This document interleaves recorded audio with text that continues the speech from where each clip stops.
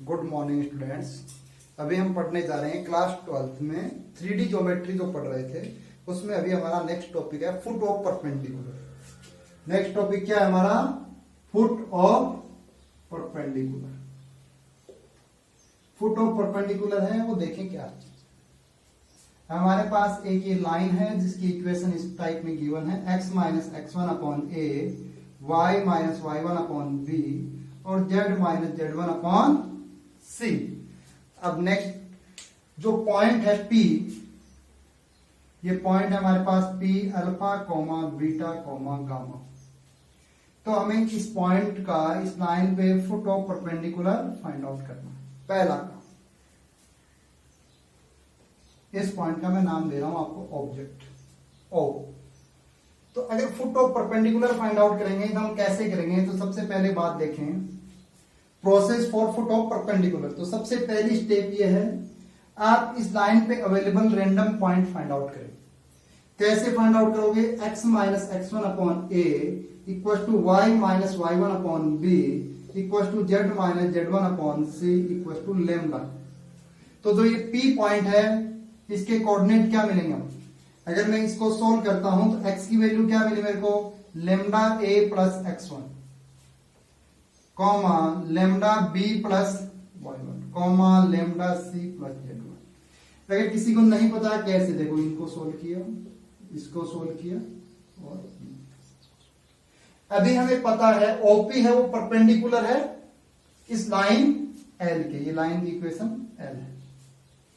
तो हम क्या करेंगे? Second step, direction ratio dr of OP के डायरेक्शन रेशियो, दो पॉइंट को मिलाने वाली लाइन की डायरेक्शन रेशियो कैसे फाइंड आउट करते हैं? x2 minus x1।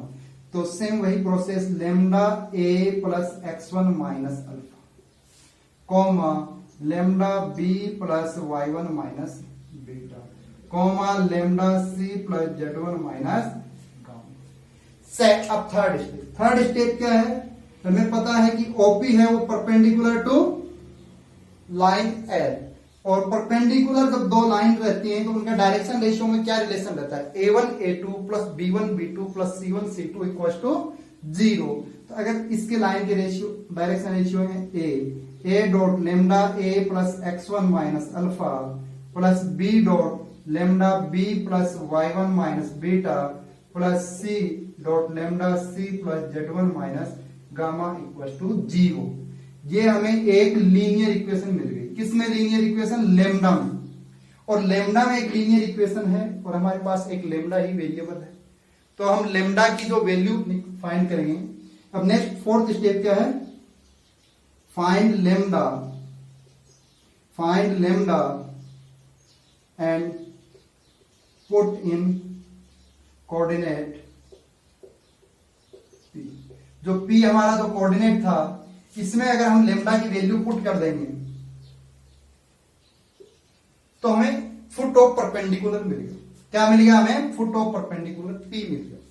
तो प्रोसेस आप ध्यान से समझें। पहला काम, गिवन लाइन होगी उस पे वेरिएबल पॉइंट फाइंड आउट करेंगे। कैसे फाइंड आउट करेंगे? इक्वल टू लेमडा मान के। तो उस लाइन पे x coordinate, y coordinate, z coordinate वो मान लीजिए आपका फुट ऑफ परपेंडिकुलर।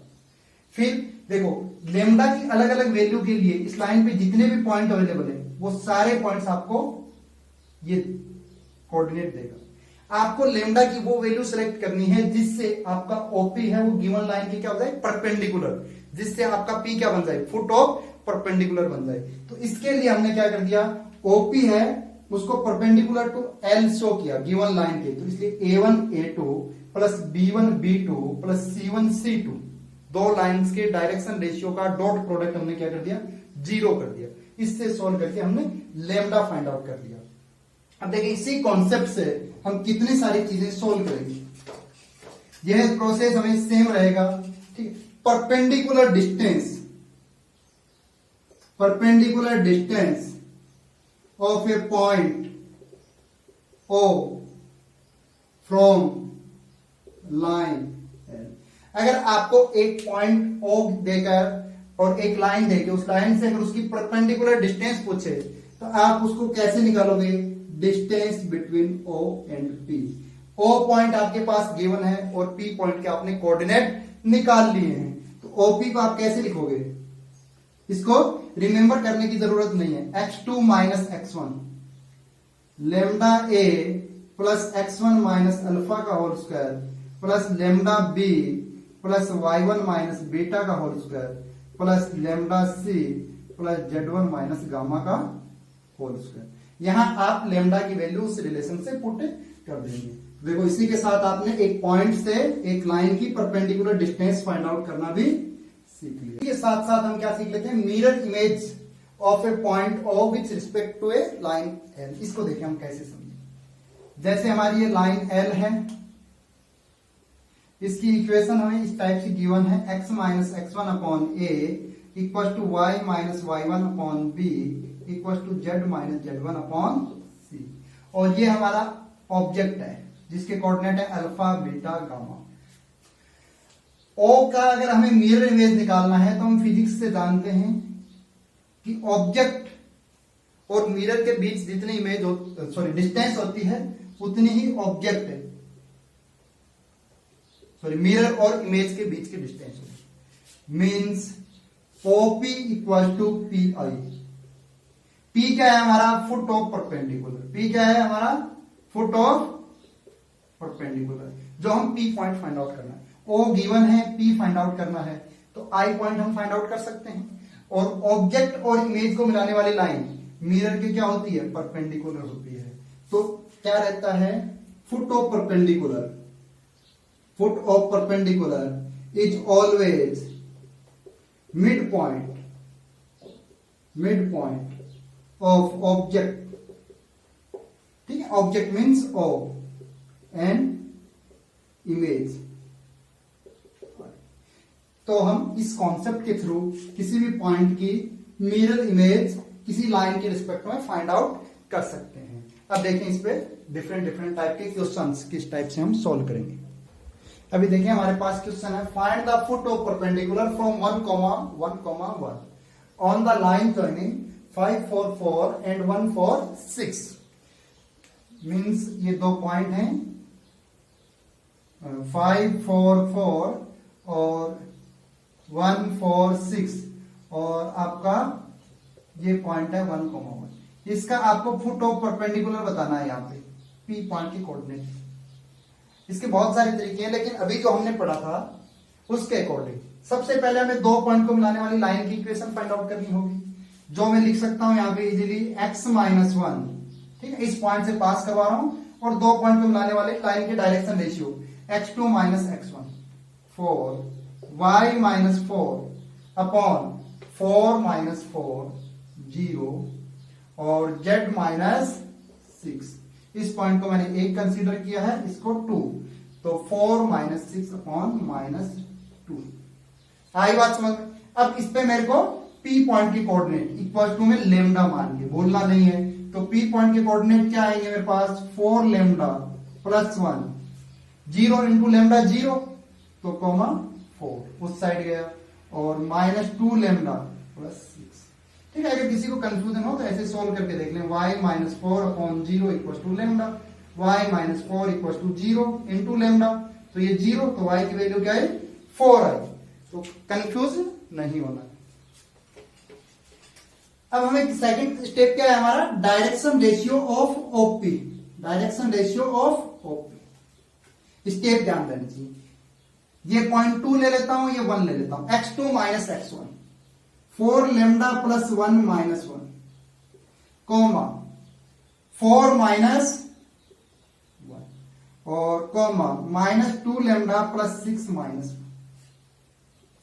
तो इसको सोल्व किया तो ये आ गया 4 लेमडा कोमा 3 कोमा माइनस का 2 लेमडा प्लस का 5। ये किसके डायरेक्शन रेशियो आ गया? Direction ratio of OP. अब थर्ड स्टेप क्या है?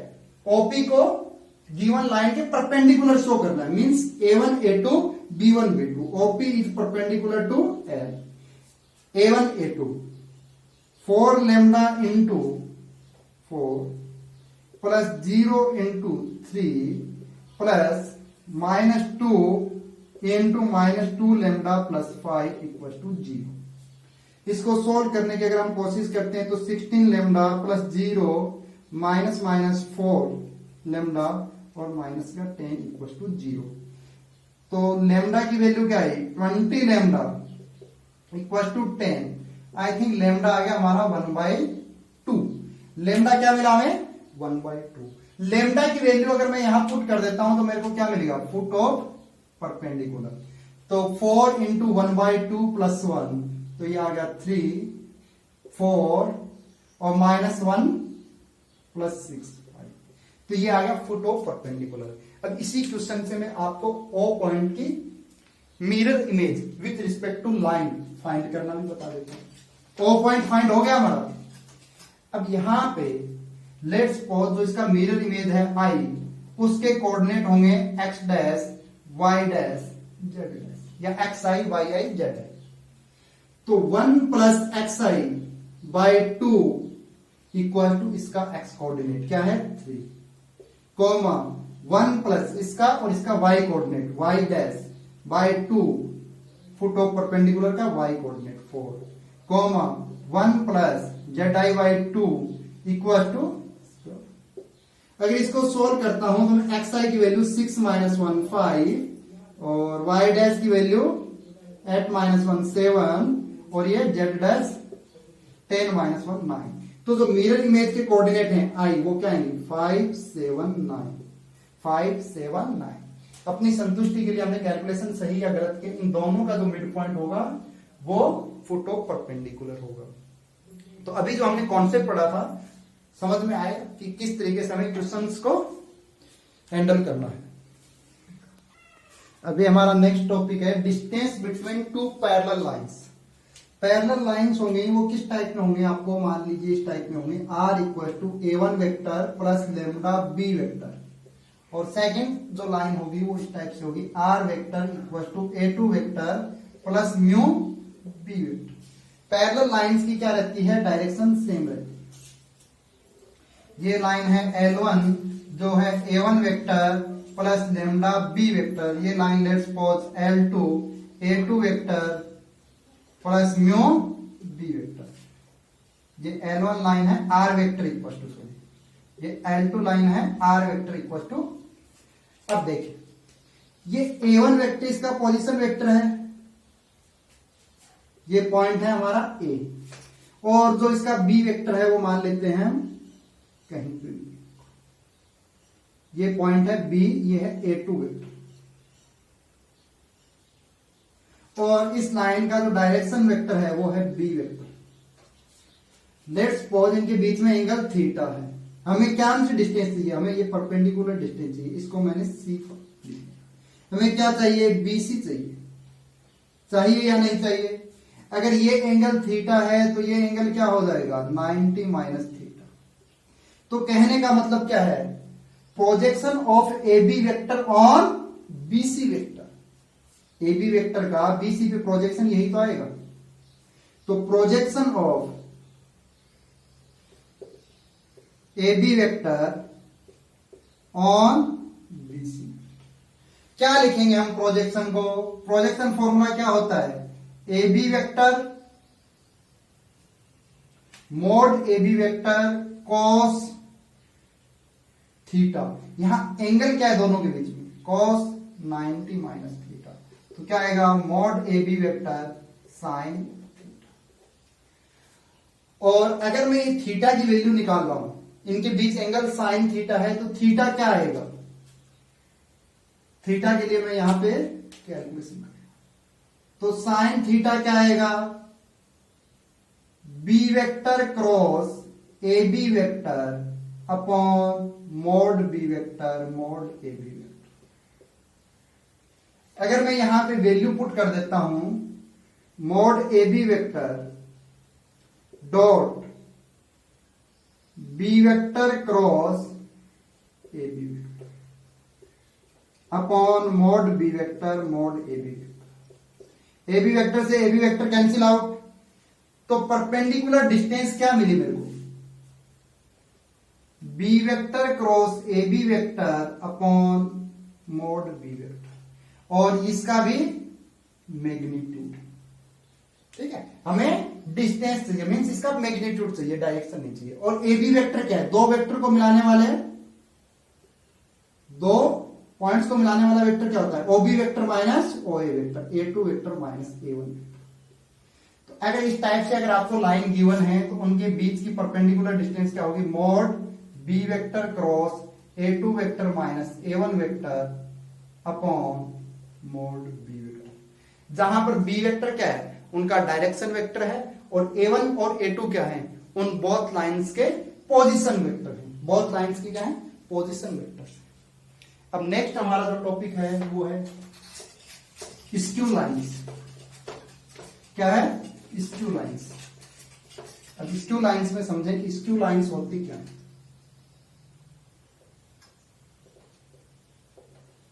पहला मेरा आपसे क्वेश्चन है, दिमाग में सोचते हैं कि जो आपने 11th में 2D पढ़ी थी, या तो दो लाइन है वो क्या है, पैरेलल लाइन।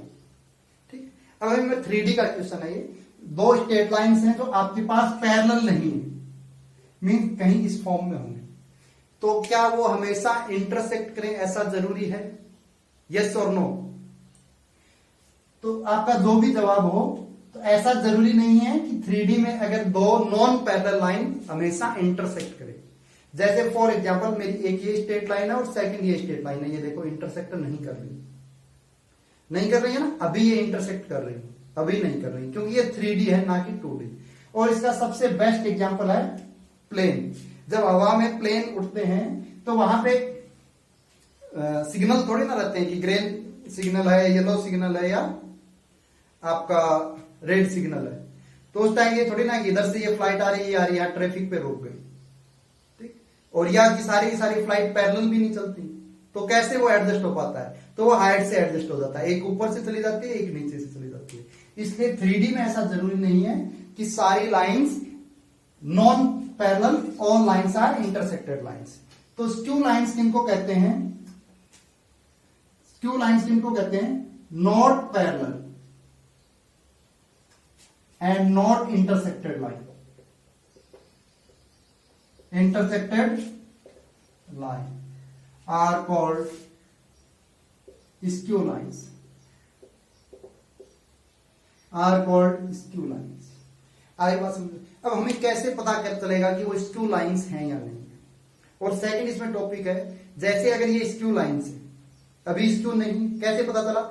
इन लाइंस के बीच की जो परपेंडिकुलर डिस्टेंस है, अगर वो 0 हो जाए तो ये इंटरसेक्टिंग लाइन है, अगर वो नॉट इक्वल टू 0 हो देन स्क्यू लाइन है। पैरेलल लाइन का हम पता कर लेंगे क्योंकि उनके डायरेक्शन वेक्टर सेम होते हैं। डायरेक्शन वेक्टर क्या होते हैं? प्रोपोर्शनल होते हैं। तो लेट्स सपोज हमारे पास क्या है, दो स्ट्रेट लाइन है। एक स्ट्रेट लाइन ये है R vector equal to a1 vector plus lambda b1 vector and R vector equal to a2 vector plus mu b2। 3D है तो 3D का डायग्राम यहां जितना पॉसिबल हो पाता है पॉसिबल हम करते हैं।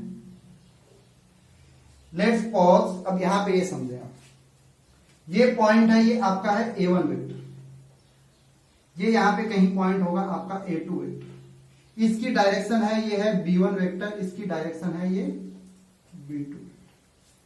तो a2 माइनस a1 को मैंने ऐसे मिला दिया, a2 माइनस a1 को मैंने इस तरीके से मिला दिया।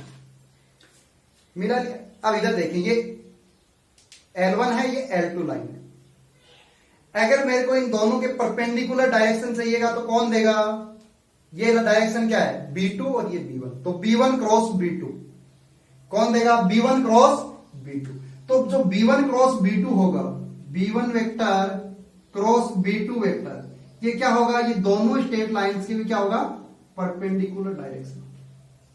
अब यहां ध्यान से समझिए, B1 क्रॉस B2 ये रहा परपेंडिकुलर डायरेक्शन है, B1 क्रॉस B2 ये रहा परपेंडिकुलर, और A2 माइनस A1 क्या है? इस लाइन पे कहीं अवेलेबल पॉइंट है और इस लाइन पे अवेलेबल। A2 माइनस A1 का अगर मैं इस परपेंडिकुलर पे B1 क्रॉस B2 पे अगर प्रोजेक्शन लेता हूं तो मेरे को क्या ये मिनिमम डिस्टेंस नहीं मिलेगी? जो ये परपेंडिकुलर डिस्टेंस है वही। तो हम यहां पे क्या करते हैं? प्रोजेक्शन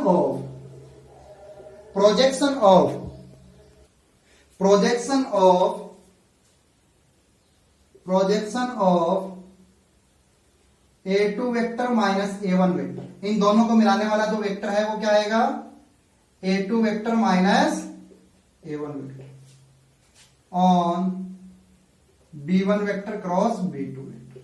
B1 क्रॉस B2 पे कैसे हमने इसलिए लिया है, अभी मैंने आपको डायग्राम से बताया था, 3D डायग्राम से।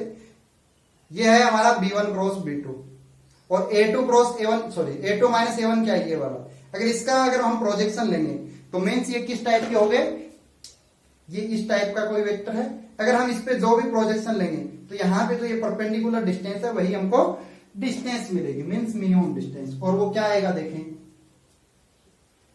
A2 minus A1 vector dot B1 vector cross B2 vector upon mode B1 vector cross B2 vector.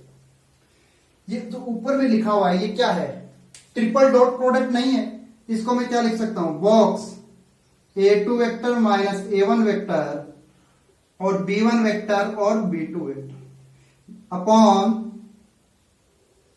Mode B1 vector cross B2 vector. अब देखिए हमें कैसे पता चलेगा कि वो लाइंस स्क्यू लाइंस हैं या नहीं। मैंने आपको बताया था अगर वो स्क्यू लाइंस होंगी तो उनके बीच की मिनिमम डिस्टेंस है वो नॉट इक्वल टू 0 आएगी, और स्क्यू लाइंस नहीं होंगी तो उनके बीच की मिनिमम डिस्टेंस क्या आएगी, 0 आएगी, उनके बीच की परपेंडिकुलर मिनिमम डिस्टेंस। तो लिखें L1 and L2 are not skew lines, are not skew lines. ठीक है, अगर वो स्क्यू लाइंस नहीं होंगे तो आपको क्या होगा, box ABC A2 minus A1 vector B1 vector और B2 वेक्टर इक्वल टू 0 होगा। अगर वो मान लो इस टाइप से हैं तो मिनिमम डिस्टेंस 0 होगी। अगर वो पैरेलल लाइन है तो भी वो स्क्यू लाइंस नहीं है, तो पैरेलल लाइन होंगे तो B1 और B2 वेक्टर की डायरेक्शन क्या होगी, सेम होगी, तो भी इस बॉक्स की वैल्यू क्या हो जाएगी, 0 हो जाएगी। और L1 और L2 are skew lines, are skew lines if box A2 vector minus A1 vector B1 vector B2 vector not equal to 0। तो इसमें दो चीजें कंप्लीट हो गई आपकी। आप किसी भी किन्हीं भी स्ट्रेट लाइंस को देख के बता सकते हो कि स्क्यू लाइंस हैं या नहीं है, और वो स्क्यू लाइंस हैं तो उनके बीच की जो मिनिमम डिस्टेंस का फॉर्मूला है वो भी कैसे हमने जनरेट किया है और कैसे सॉल्व करना है, अभी क्वेश्चन से समझते हैं। अभी देखिए हमारे पास क्वेश्चन है, find the minimum distance of given lines. अगर ये कैसी लाइंस है, पैरेलल लाइन तो नहीं है, 1 2 3 1 3 4। पैरेलल लाइंस का क्या रहता है, A1 upon A2 B1 upon B2 C1 upon C2 equal होते हैं, जबकि ये इक्वल नहीं है, तो मे भी ये स्क्यू लाइंस हो सकती हैं। अगर स्क्यू लाइंस नहीं होंगी तो मिनिमम डिस्टेंस 0 आ जाएगी। अब देखें A1 वेक्टर क्या है, इसमें किस पॉइंट से इसका पास हो रही है, I cap plus 0 J cap plus -1 K cap, कैसे, Z minus -1 Z minus Z1। और B1 वेक्टर क्या है, I cap plus 2 J cap plus 3 K cap. और यहां देखें A2 वेक्टर है वो क्या है, I cap plus 2 J cap plus 0 K cap. और B2 वेक्टर क्या है, I cap plus 3 J cap plus 4। तो हमें इनकी मिनिमम डिस्टेंस होती है वो क्या होती है, बॉक्स A2 माइनस A1 और B1 vector B2 vector upon mode B1 vector cross B2 vector. Means हमें इस बॉक्स की वैल्यू चाहिए, और बॉक्स की वैल्यू हम कैसे निकालते हैं, डिटरमिनेंट मेथड से निकाल दो। तो सबसे पहले मैं क्या करूंगा, box A2 vector minus A1 vector B1 vector और B2 वेक्टर की वैल्यू डिटरमिनेंट मेथड से फाइंड आउट करें। तो सबसे पहले मैं A2 vector minus A1 vector क्या है, देखें I cap minus I cap 0 I cap plus 2 minus 0 2 J cap और 0 माइनस -1 प्लस का K कैप, सही लिख रहे हैं, प्लस का K कैप, कैलकुलेशन मिस्टेक ना हो। तो यहां पे 0 2 1 फिर b1 वेक्टर 1 2 3, b2 वेक्टर 1 3 4। इस डिटरमिनेंट वैल्यू निकालते हैं। अगर ये 0 आ गई तो अच्छी बात है, ये स्क्यू लाइंस नहीं है, इंटरसेक्टेड लाइन है, और इनकी मिनिमम डिस्टेंस क्या हो जाएगी, 0 हो जाएगी। तो इसको सॉल्व किया तो -2, इसके रिस्पेक्ट में ओपन करने की जरूरत नहीं है, 4 - 3 +1 3 - 2, तो ये क्या आ गया, -2 प्लस का 1, आंसर आया -1, जो कि नॉट इक्वल टू 0 है, मींस स्क्यू लाइंस है ये। फिर हमें चाहिए b1 vector cross b2 vector, तो इसका भी मैं डिटरमिनेंट मेथड से ही क्रॉस प्रोडक्ट कर रहा हूं। तो क्या है, 1 2 3 1 3 4, तो आई कैप में क्या लिखेंगे, 4 to the 8 -6 minus J cap, J cap में क्या लिखेंगे, 4 - 3 1 प्लस का के कैप 3 - 2, तो 2 आई कैप माइनस जे कैप प्लस के कैप। हमें इसकी चाहिए मोड वैल्यू, ये लो मोड लगा दी, सॉरी, तो ये क्या आ जाएगा, √अंडर 4 + 1 + 1 √6।